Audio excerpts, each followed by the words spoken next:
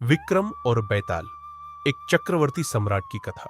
सम्राट की वापसी और देवराज इंद्र का संदेश। रात का अंधेरा चारों ओर फैल चुका था। दूर दूर तक हल्की सी धुंध और सन्नाटा था। चक्रवर्ती सम्राट विक्रमादित्य अपनी राजधानी की ओर लौट रहे थे, जहां कई दिनों से उनके न होने का लाभ उठाकर दुश्मनों ने हलचल मचाई थी। उनके छोटे भाई ने तपस्या के लिए वन का मार्ग ले लिया था और इस स्थिति को भांपकर देवराज इंद्र ने उनके राज्य की रक्षा के लिए एक देवता को भेज दिया था। जैसे ही विक्रमादित्य राजधानी पहुंचे, देव ने उन्हें अंदर जाने से रोक दिया और कहा, तुम कौन हो जो इस किले में प्रवेश करना चाहते हो? विक्रमादित्य ने साहसिक स्वर में उत्तर दिया, मैं इस भूमि का चक्रवर्ती सम्राट विक्रमादित्य हूँ। यह मेरी राजधानी है। मुझे रोकने का साहस तुम में कैसे हुआ? देव ने मुस्कुराते हुए कहा, अगर तुम सच में सम्राट विक्रमादित्य हो तो अपनी शक्ति से यह सिद्ध करो। विक्रमादित्य और देव के बीच भयंकर युद्ध हुआ। इस युद्ध ने दिखा दिया कि विक्रमादित्य में अदम्य साहस और बल है। अंततः देव पराजित हुआ और उसने विनम्रता से कहा, हे सम्राट, आप ही इस भूमि के वास्तविक शासक हैं। मैंने सुना था कि आप महान योद्धा हैं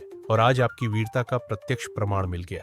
देव ने विक्रमादित्य को एक चेतावनी भी दी, राजन, इस नगर में तुम्हारे ही समय में एक शक्तिशाली तांत्रिक ने जन्म लिया था। वह एक कुम्हार का पुत्र है जिसने साधना से अत्यंत शक्तिशाली सिद्धियां प्राप्त की है। उसने एक तेली को मारकर उसे पिशाच बना दिया है और उसे सिरस के पेड़ पर लटकाए रखा है। वह तुम्हें भी मारने की ताक में है, सावधान रहना।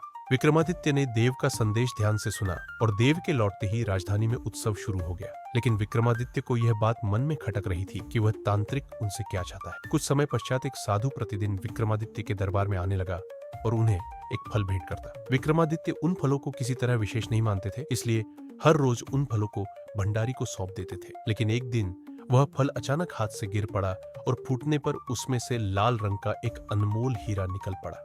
यह देख विक्रमादित्य चौंक गए। उन्होंने तत्काल भंडारी को बुलाया और बाकी के फलों को तोड़कर देखा। सभी फलों में लाल लाल कीमती हीरे निकले। विक्रमादित्य ने तुरंत साधु को बुलवाया और पूछा, साधु, यह अनमोल हीरे तुम्हें कहाँ से मिलते हैं? साधु ने मुस्कुराते हुए उत्तर दिया, हे राजन, यह हीरे मेरी साधना से प्राप्त होते हैं। मैं गोदावरी के किनारे श्मशान भूमि में एक साधना कर रहा हूँ और मेरी सिद्धि का अंतिम दिन आ रहा है। मुझे उस दिन आपकी सहायता चाहिए। विक्रमादित्य ने साधु के निवेदन पर सहमति जताई, लेकिन उनके मन में एक शंका थी, क्या यह वही तांत्रिक हो सकता है जिसके बारे में देव ने चिताया था? श्मशान का भयानक मंजर। अमावस्या की काली रात को विक्रमादित्य अकेले साधु के कहे अनुसार श्मशान की ओर चल पड़े। चारों ओर गहन अंधकार था। आसमान में बादल गरज रहे थे और बारिश के साथ साथ श्मशान में जंगली जानवरों की भयानक आवाजें भी गूंज रही थी। श्मशान के मध्य में सिरस के एक पेड़ पर एक शव लटका हुआ था। विक्रमादित्य ने तलवार से उस शव की रस्सी काट दी, लेकिन जैसे ही शव जमीन पर गिरा, वह दहाड़े मारने लगा और डरावनी हंसी के साथ वापस पेड़ पर लटक गया। विक्रमादित्य ने समझ लिया कि यह कोई सामान्य शरीर नहीं है, बल्कि वही पिशाच है जिसका देव ने जिक्र किया था। उन्होंने दृढ़ता से फिर से रस्सी काटी और इस बार अपने हाथों में शव को जकड़ लिया। शव ने आंखें खोली और कहा, मैं बैताल हूँ। मुझे साधु के पास ले जाना आसान नहीं होगा, लेकिन मेरे साथ चलने की दो शर्तें हैं। पहली, तुम रास्ते में कोई शब्द नहीं कहोगे, और दूसरी, मैं तुम्हें कहानियां सुनाऊंगा। यदि तुमने बीच में कोई सवाल किया तो मैं लौटकर वापस इस पेड़ पर जा लटकूंगा। विक्रमादित्य ने उसकी शर्तें मान ली और बैताल को लेकर चल पड़े। रास्ते में बैताल ने एक गूढ़ कथा सुनाई। एक राजा का पुत्र एक राजकुमारी से प्रेम करने लगा और अपनी चतुराई से उसकी पहचान भी जान ली। उसकी सहायता उसके मित्र ने की, जिसने हर संकेत को समझने में उसकी मदद की। परंतु कुछ समय पश्चात उसे पता चला कि राजकुमारी ने उसके लिए विष मिला भोजन भेजा है।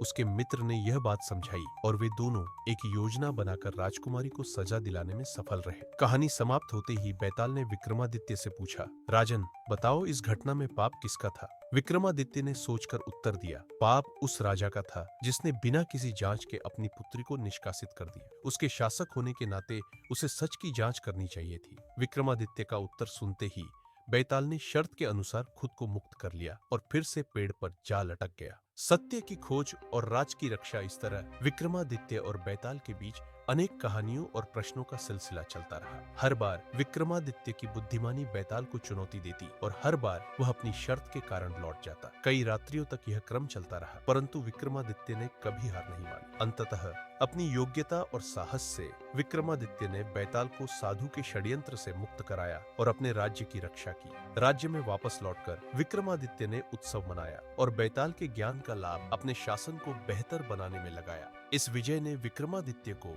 एक चक्रवर्ती सम्राट से एक सत्यनिष्ठ न्यायाधीश बना दिया, जिसने अपने बुद्धि और साहस के बल पर राज्य को अंधविश्वास और षड्यंत्र से बचाया।